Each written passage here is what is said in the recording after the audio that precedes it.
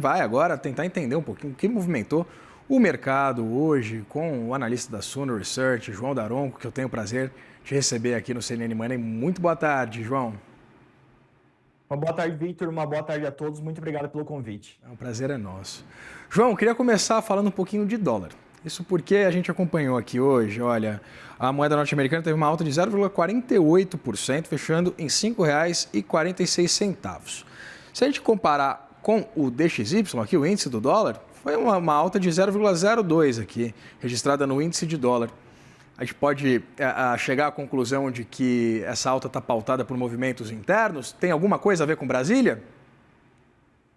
Acredito que parte sim, tá? A gente tem visto ao longo do ano, né, a gente já fechou aí metade do ano, estamos entrando na segunda metade, é um movimento de dólar mais fraco, e isso acaba por impactar aí positivamente grande parte dos países. A gente acaba por olhar o dólar no Brasil caindo mês após mês, e muitas vezes quando a gente não olha o todo, chega a conclusões erradas, né? Acho que é uma questão só do Brasil. Mas se a gente olha o Chile, por exemplo, a gente tem um movimento muito parecido, Colômbia, Alemanha, entre outros países, né? Então, ao longo do ano a gente vê uma queda do dólar aqui no Brasil, mas isso é um movimento global, né, de dólar fraco.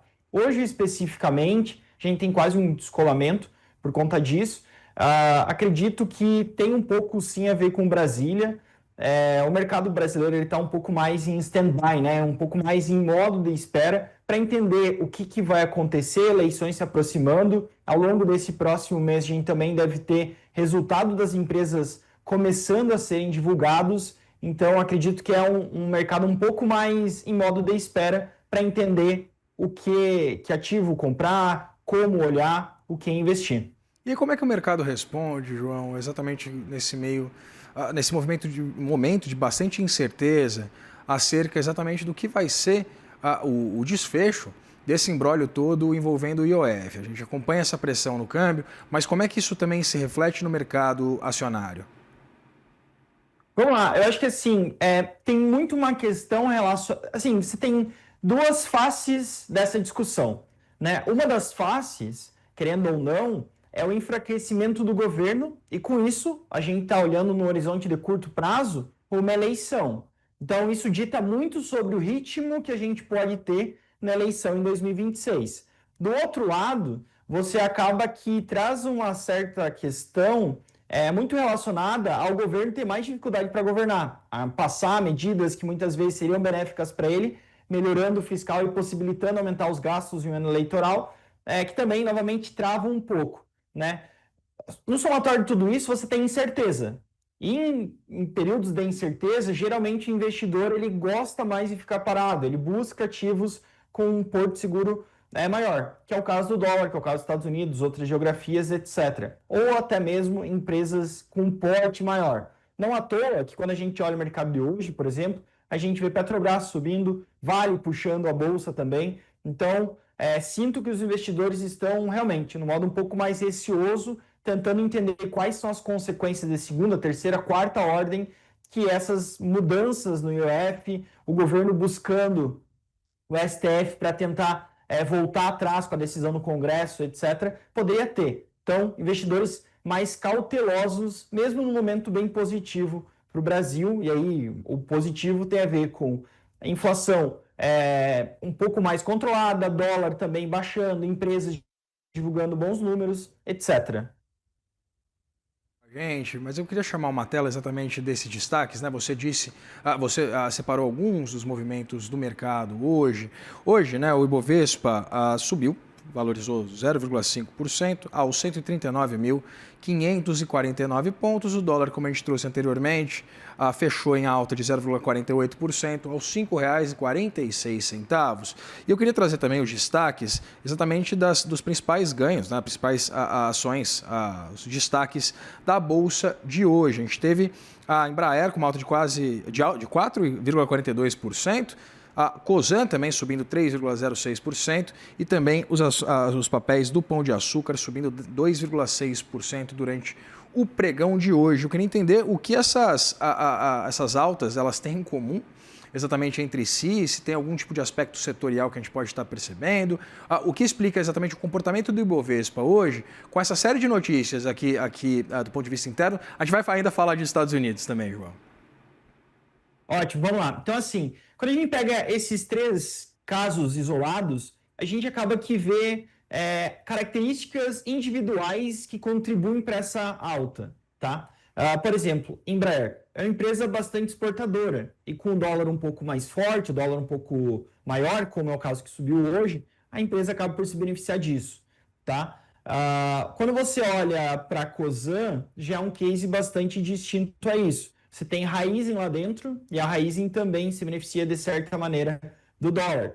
Pão de Açúcar é um business muito mais local, muito mais destinado e relacionado com o consumo de alimentos do país. Então, eu não vejo uma correlação muito grande entre todos esses nomes para afirmar que é X ou Y motivo. Eu acho que são motivos individuais que acabam por prevalecer na hora da precificação desses papéis, principalmente no dia de hoje. Então é por isso que a gente precisa de você aqui, João, para explicar para a gente exatamente o que está pautando esses movimentos. Vamos falar um pouquinho também do mercado norte-americano.